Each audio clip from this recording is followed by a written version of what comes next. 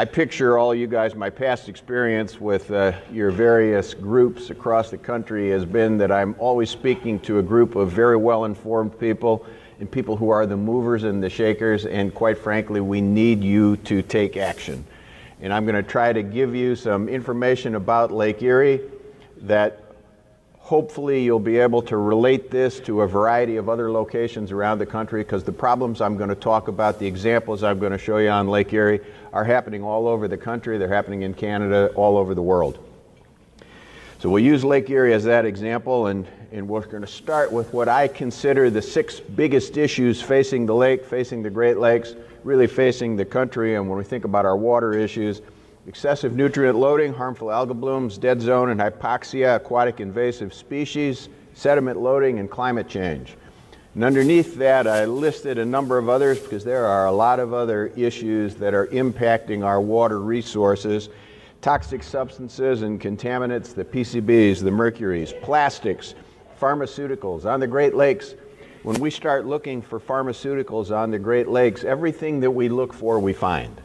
If you think about a prescription medication you're taking, I look at the audience here, you're probably like me, there's a few of us out there that are taking high blood pressure medication. You name it, it's out there in the lake right now, and the fish are swimming in low concentrations of it all the time. Excessive withdrawals, thermal pollution, shoreline development, all critically important issues. All right. So this is Stone Laboratory up at Put-in Bay, oldest freshwater biological field station in the country. We started in 1894. Been out on this island, been working there since that time, and a lot of the work to bring about the rebirth of Lake Erie was done right at this location. So this is my hand in front of that laboratory in 1971. This is when we think of the dead lake images. Remember 1976, Johnny Carson said, he heard Lake Erie was the place fish go to die. Well, this is the way Lake Erie looked in those days. I'm not going to be able to talk a whole lot about sediment loading, but you can look at this picture and you see the western basin of the lake, and it doesn't even look like water. It looks like maybe that's ground that we should be plowing. We get a huge amount of sediment coming into Lake Erie.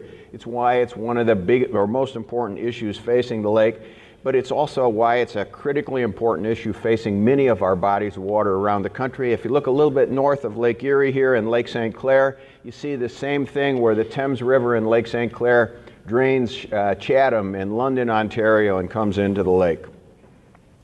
So Lake Erie's always been at the forefront of these pollution problems in the country, and why is that? One of the key things is we're the southernmost of the Great Lakes. So if you look here, you can see we're the southernmost of the Great Lakes. I'm going to go rapidly through these. I'm really pleased that they're taping this. In 30 minutes, I'm going to try to go through 40 slides, so this is going to be fast, but you should be able to go back and look at some of these in more detail. I'll never be able to cover all the information that's on these slides, but I wanted you to have it as background, because again, I picture this group, I'm calling on you. I need you guys to be the movers and the shakers. I need you to be outspoken. I need you to take action. When we look at Lake Erie in cross-section, or all the Great Lakes in cross-section, Lake Erie's the shallowest. So if we're the southernmost and the shallowest, we have to be the warmest. The other Great Lakes are all over 750 feet deep. The deepest spot in Lake Erie is 210 feet.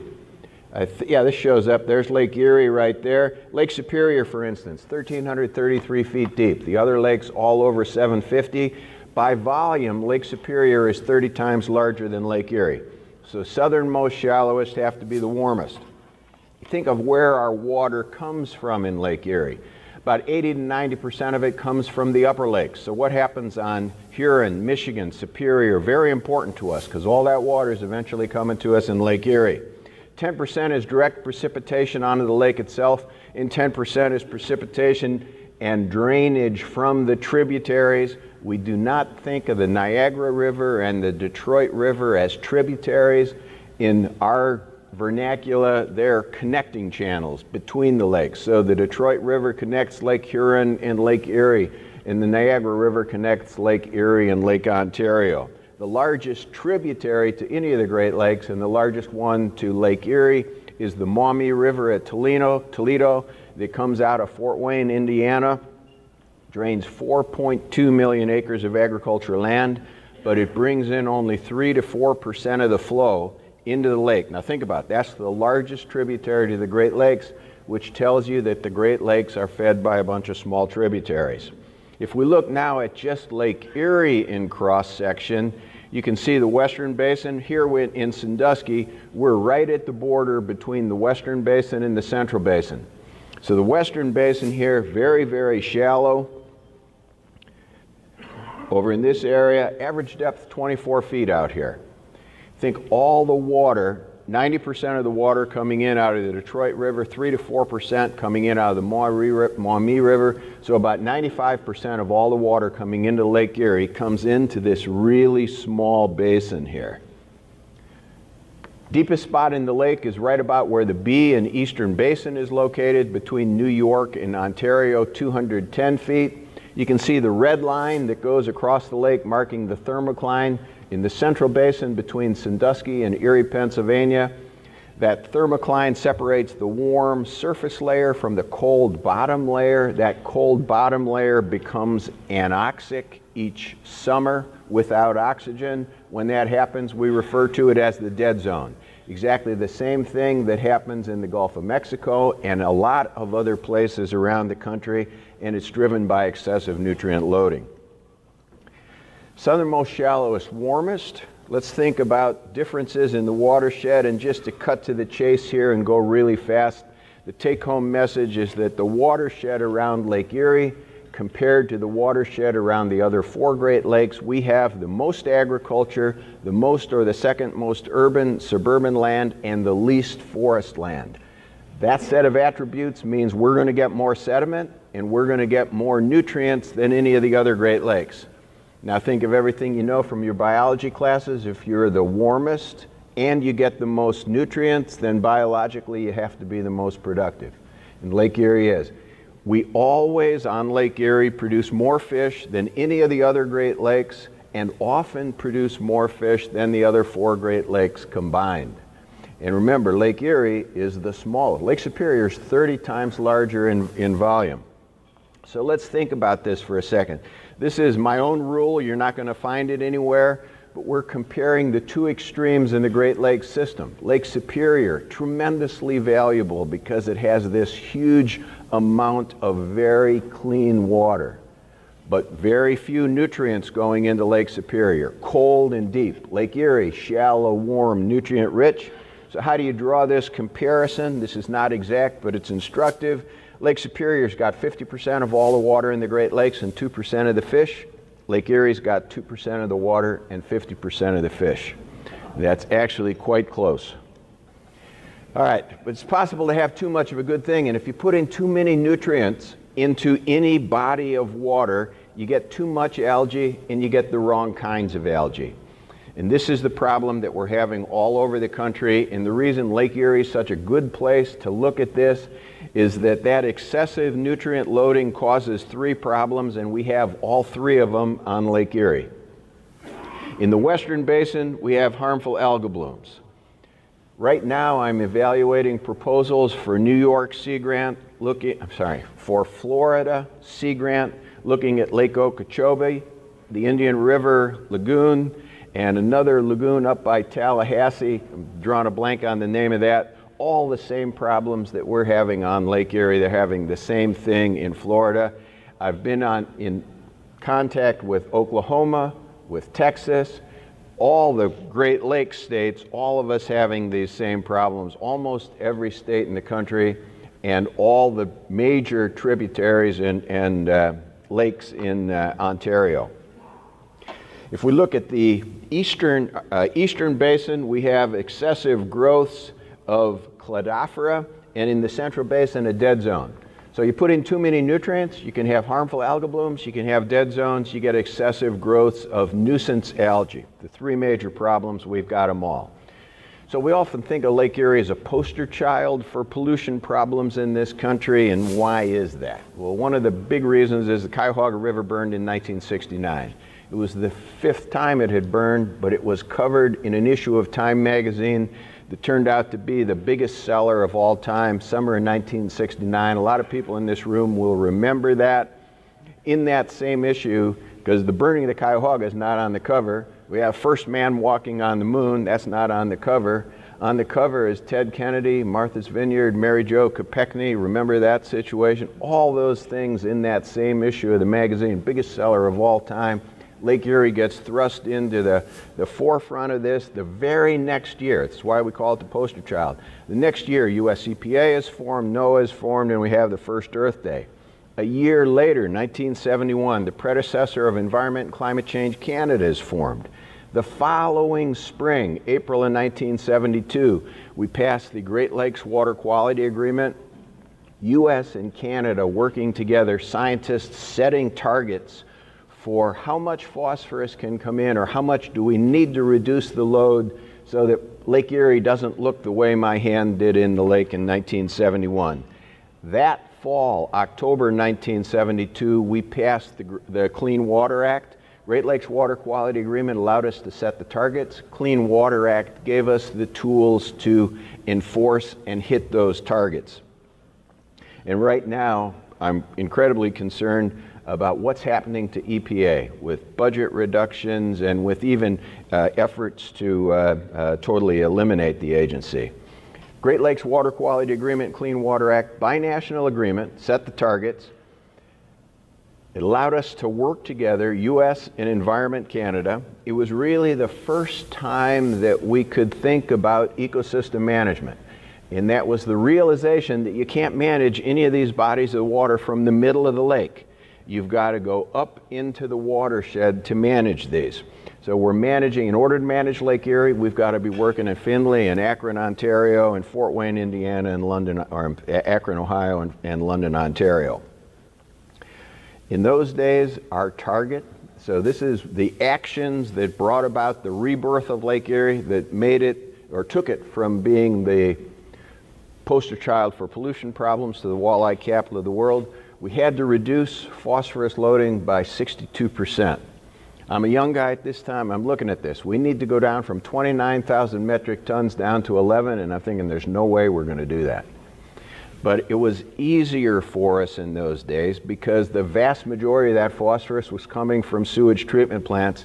That meant that we need to focus primarily on about a dozen sewage treatment plants, improve the sewage treatment. We hit our targets. The lake became the walleye capital of the world. But today, about 2/3 of the phosphorus is coming from agricultural runoff. And I'll show you some numbers here in a second. That's a much bigger problem because we're now talking with thousands of farmers, and they're not the only source. And remember, the algae don't care where the phosphorus comes from, but they're by far the largest source, and we don't have the same ability to regulate agriculture as we did with sewage treatment plants.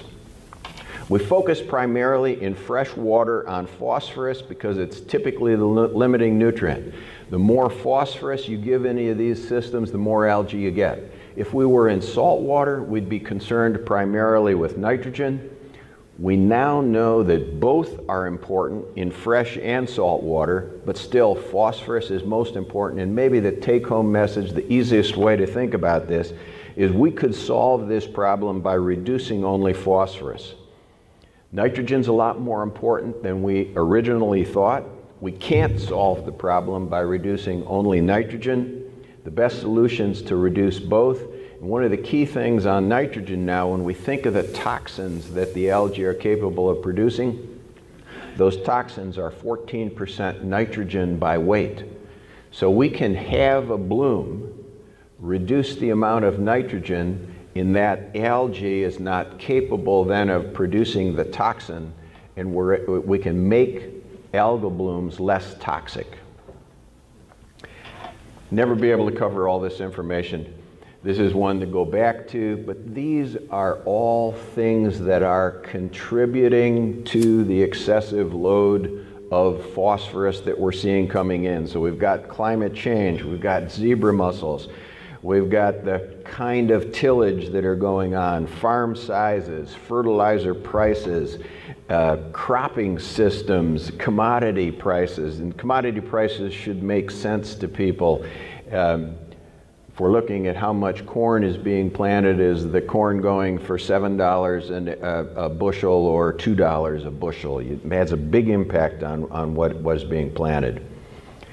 There's a particular report that came out last year. I encourage you to take a look at this. It's a nutrient balance statewide in Ohio. There's some tremendously important information in here that'll help you understand sewage treatment plants, combined sewer overflows, agricultural runoff. Okay, what I'm going to compare here, this is the Maumee drainage. So this is the largest tributary to the Great Lakes, coming out of Michigan, Indiana, and Ohio. And I'll compare it to the Scioto that is down through central Ohio. So the Maumee would include Fort Wayne, Toledo. The Scioto would include Columbus. The Scioto drains to the Ohio River, so it's not part of the Great Lakes Water Quality Agreement. The Great Lakes Water Quality Agreement only impacts the tributaries that drain into the Great Lakes. So Toledo, Fort Wayne have more stringent guidelines on their sewage treatment plants than Columbus, Dayton, Cincinnati have. In fact, Cleveland, Toledo are about 2.5 times to 3 times better than Cincinnati, Dayton, or Columbus in the amount of phosphorus that they're putting in. Okay, this is a comparison, taking a look at the Maumee, and I'm only going to focus on this one, but there's probably a lot of people in the room that are wondering, is this sewage treatment? Is it septic tanks? The red that you see here, this is coming out of the Maumee. That's the amount of phosphorus, 87%, that comes from agricultural runoff. The remaining 4% is from failing septic tanks, and the 9% total is from the sewage treatment plants and the combined sewer overflows. Now if we go over to the Scioto, remember I said the Scioto flows into the Ohio River. So the requirements that the sewage treatment plants have are less stringent, and you can see the sewage total here is much higher than it was on the Maumee. Ag is still primarily the dominant one here, but remember the algae don't care. So in any body of water that you're looking at, I can show you bodies of water on a golf course. It's going to be lawn care. In general, lawn care is not going to be, it was never a big issue on the Great Lakes. It's unlikely to be an issue in almost any location. And a good example of that is we were able to get Scott's Miracle-Gro to remove phosphorus from all their lawn care products effective January 1st, 2013. Scott's is big enough that when they move, about 95% of the market follows suit. So it's highly unlikely to be lawn care.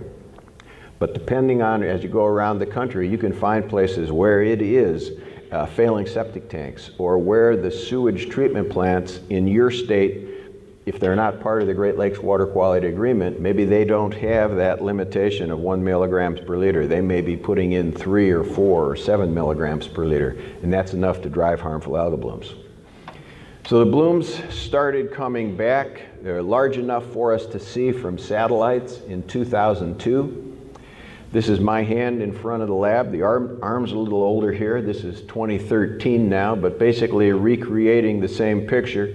Notice that the color is different. It's simply a different species. There are about a dozen species of these harmful forms of algae that can bloom.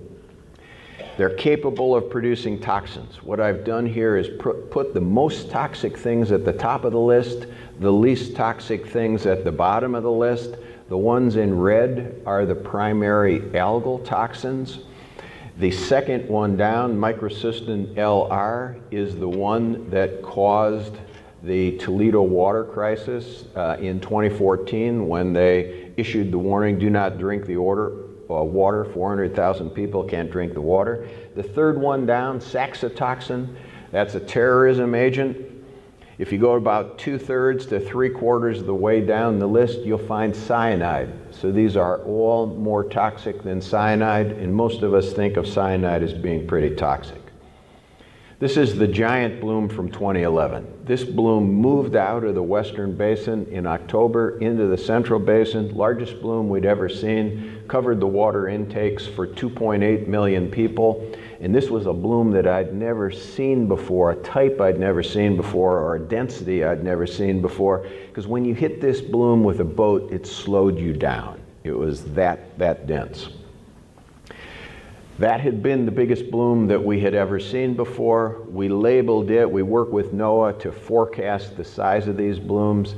We said, okay, that's going to be a 10. We're going to use a 1 to 10 rating system until the bloom of 2015 came along, and this was bigger than 2011. This is now a 10.5. And that's out around the islands and up onto the north shore. You see Point Pelee coming down from above. And this is Lake St Clair, so you see they have the same problem. When you think about this, the Maumee River drains 4.2 million acres, the Sandusky River drains 1.5 million acres, the Thames River in Ontario drains 1.5 million acres, and those are million acres of agricultural land. The watersheds are bigger than this, but that's how much ag land is there. And this bloom is right where the Thames River comes in. Okay, I would argue that right now we're facing and fighting the third battle of Lake Erie. I think this is a good way of thinking what we're doing, and really as a country, this is where we are. We fought the first battle of Lake Erie, War of 1812. Oliver Hazard Perry defeated the British. We fought it with tall ships. He uttered the famous quotation, "We've met the enemy and they are ours." All Battle of Lake Erie stuff, War of 1812. Second Battle of Lake Erie was in the 1970s. That's the one that you saw. We fought that one with sewage treatment plants. We're in the middle of the third battle of Lake Erie, and this is one that we have to fight with agriculture best management practices. I can bet that everybody in this room has fought for environmental issues at one point or another, and you've been hit with somebody who'll say something like, well, do you want a clean environment or do you want a healthy economy? And they're going to try to link those two things as opposing. And that's not the case. You can have both. And our goal is to have a healthy environment and a good economy. And Lake Erie is the best example probably in the world where you can definitely show that it's possible to have both. So let me give you an idea. We went from the pollution child for pollution problems in the second battle of Lake Erie to the walleye capital of the world. What was the economic value of doing that? Charter fishing businesses went from 34 in 1975 to over 1,200, each representing a small business. Over 40% of all the charter boats on the Great Lakes are in Ohio. Coastal businesses along the shoreline went from 207 to over 425. The walleye harvest went from 112,000 to over 5 million. The lake became the walleye capital of the world and one of the top 10 best fishing locations in the world. And today, 88 counties in Ohio, when we look at the 8 counties that border Lake Erie and the value of tourism in those counties, annual value over $14 billion per year. And there's almost 124,000 jobs that are supported just in those 8 counties. So you can definitely have both a healthy environment and a clean or a healthy economy. The two things go together, they don't oppose each other. And quite frankly, we want both. So now the third battle of Lake Erie. We've got the harmful algal blooms back in 2002. In 2011, we covered the water intakes for 2.8 million people with a harmful algal bloom. In 2012, we have 5 harmful algal blooms on the Central Basin. In 2013, the water treatment plant over by Carroll, Ohio, by Davis-Besse, a small one, 2,000 people told not to drink the water. You don't hear a lot about that in the news media because it only impacted 2,000 people. But in 2014, in August, 400,000 people in Toledo told not to drink the water. All the restaurants closed, all the hotels closed. Your hospitals stopped doing surgeries. It's a huge, huge impact. Number of deaths have been reported on this worldwide, incredibly dangerous for dogs. And again, we've got activities or efforts now from the administration to eliminate EPA, to reduce funding to EPA and Sea Grant programs and NOAA, where we get all of our data on the forecasts and others. What I've done on this one, this is the 90 largest loaders of phosphorus to the Great Lakes region. And I want to give you some numbers here, because we often hear people ask a question on Lake Erie. They'll say, well, isn't this caused really by the Detroit sewage treatment plant? Detroit turns out to be one of the largest sewage treatment plants in the world. It's one that we really have to watch closely. Detroit, size-wise, is 2.5 times larger than the combined total of Toledo and Cleveland. And Cleveland is the largest one in Ohio. So Detroit is giant. But the load coming in 2008, that's our base year, the load coming into Lake Erie from the Detroit River is about 2,000 tons, coming in 90% of the water. The load coming in out of the Maumee River, 3% of the water, 3,800 tons. So the concentration of phosphorus in the Detroit River is not great enough to allow a harmful algal bloom to grow. The concentration of phosphorus coming in out of the Maumee River and out of the 14 priority tributaries that we've identified around Lake Erie, and these are primarily ag tributaries, is over 30 times greater than what we see in the Detroit River. You go to other places, problem areas, you can pick them out. It's going to be a shallow area, it's going to be warm water, it's going to have a lot of nutrients coming in, so you got Saginaw Bay, Green Bay. We see the same things in a few locations over on Lake Ontario. Annex 4, Great Lakes Water Quality Agreement right now. I'm the U.S. chair of a team of scientists. In the 60s, we had to reduce the load by 62%. Our goal right now is to reduce the load by 40%. We've identified 14 priority tributaries. Our goal is to produce small blooms, or blooms smaller than 2012. I'll show you what that looks like in a second, 90% of the time. And in the Central Basin, we want to raise the average level of dissolved oxygen in the cold bottom layer to 2 milligrams per liter. That gets it above the hypoxic area, and it will keep phosphorus sedimented in the bottom. When that cold bottom layer in any lake becomes anoxic, all of the phosphorus that's buried in the sediment redissolves into the water. And you want to try to prevent that from happening. We also know things now about phosphorus, things we're working with farmers. I went through College of Agriculture at Ohio State. Things I was taught are not what we know now. In fact, until about 5 or 10 years ago, we were telling farmers that all they needed to do was control erosion, because essentially phosphorus will attach to sediment particles and come off the surface when it erodes. Nitrogen will dissolve in the water and go down through the drain tiles under the field and come out through the tiles. That's what I was taught. That's what we were teaching all people in our colleges of agriculture, literally all over the country. It's really important, because when we say total phosphorus is a combination of particulate phosphorus, that's phosphorus attached to sediment particles, and dissolved phosphorus. The dissolved phosphorus, or DRP, is 100% bioavailable. The algae can use all of it. The particulate phosphorus is only 25% bioavailable, so they can only use a quarter of it. So we would essentially have to remove 4 tons of particulate phosphorus to have the same impact of removing 1 ton of the dissolved phosphorus. And what's driving the blooms right now is the amount of dissolved phosphorus coming into the lake has gone up by about 150%. So what's a 40% reduction look like? At the top, you see the bloom from 2008. That's our base year. In the middle, you see the bloom from 2011. The red areas that we're lucky. The blue-green algae have a pigment, phycocyanin, that none of the other algae have. So we can detect that pigment from satellites, and the more pigment you see, the greater the density of blue-green algae. So the red areas are very high densities of blue-green algae. The black areas, there's no blue-green algae at all.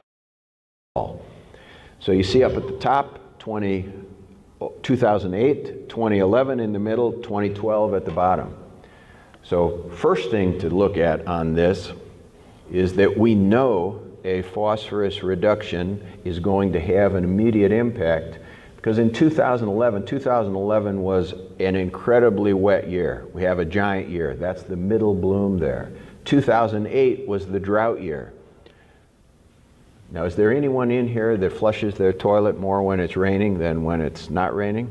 I don't. The load from sewage treatment plants in 2012 and 2011 was almost exactly the same. But the load from agricultural runoff in 2011 was huge. It rained like crazy. In 2012, that's the drought year, you have no agricultural runoff.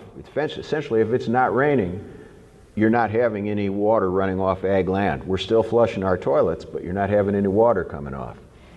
So we reduce the load by a huge amount between 2011 and 2012, and the bloom goes away. So we know we can solve this almost immediately by reducing that load. It's going to happen overnight. That's good news.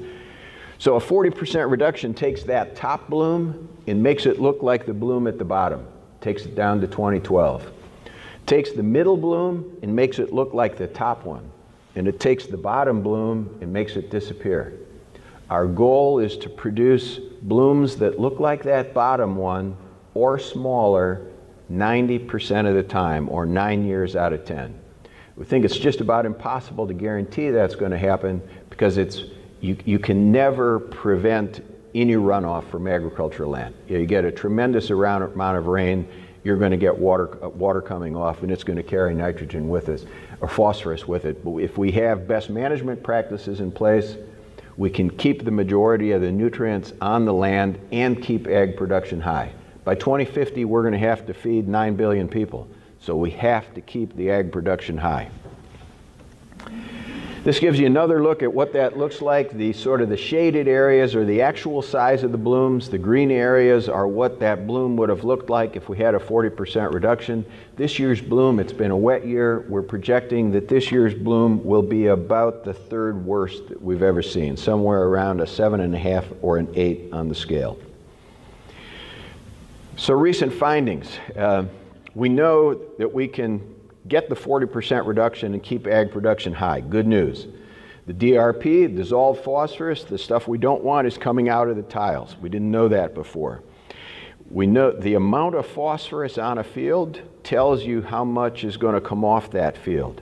If we reduce the amount of phosphorus on the fields to the we want to keep ag production at maximum levels. So what we're finding is that if we don't put on more phosphorus than is needed for maximum crop production, the amount coming off the field is acceptable. It hits our targets. That's good news.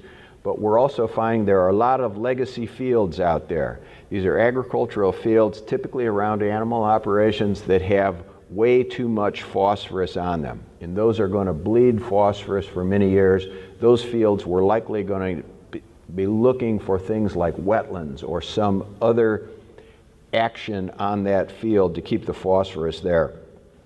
We can get a 60% reduction in the amount of phosphorus leaving a field by inserting the phosphorus into the soil rather than simply a broadcast application on the surface. Looks like about a third of the farmers are already doing what they should be doing. They're not the problem. Looks like another third are going to take those actions, but there's that third out there that are essentially saying, over my dead body, and that's a big challenge for us. How do we get to those people? We've also looked at what if we totally eliminated all point sources, not just reduced them by 40%, but we totally eliminated them. We see only a 10% reduction. Very important that when manure is not over applied, if you treat manure like you do commercial fertilizer, only put on what is needed, there's no problem with manure. So manure itself is not a problem. Applying too much is a problem, but the same thing would be true with applying too much commercial fertilizer. The models show us that, again, it's possible to get the 40% reduction, but it's not likely to happen voluntarily. We really only have 3 options. We can approach this with voluntary actions. We can try to have incentives and disincentives for farmers, or we can try to go with common sense regulations like Senate Bill 1, Senate Bill 150. Essentially, the more voluntary action we have, the less need we have for regulations, but those are the only three choices. It's got to be voluntary, it's got to be incentives, or it's got to be regulations. There's not another way to do this. For individuals, there are things that you can all do. One of the really good things to do is reduce the amount of water. If you're in an area where your water goes to a sewage treatment plant, reduce your consumption. Reduce the amount of water you send to the sewage treatment plant. Sewage treatment plants have they're regulated by a concentration. They can release 1 milligram per liter of water. So if you send them 2 liters of water, they're going to release 2 milligrams of phosphorus. If you send them 1 liter of water, they're going to release 1 milligram of phosphorus. It's that simple. I reduced my phosphorus load, typically a way I would suggest all of you to do, put in low-flow toilets, low-flow shower heads. I reduce my water consumption in half. I send half as much water to the sewage treatment plant. I let the sewage treatment plant do the job for me. Just a couple things here for all of you. You're all important speakers and movers and shakers, and I'm sure you try to be advocates and encourage people to do the right thing.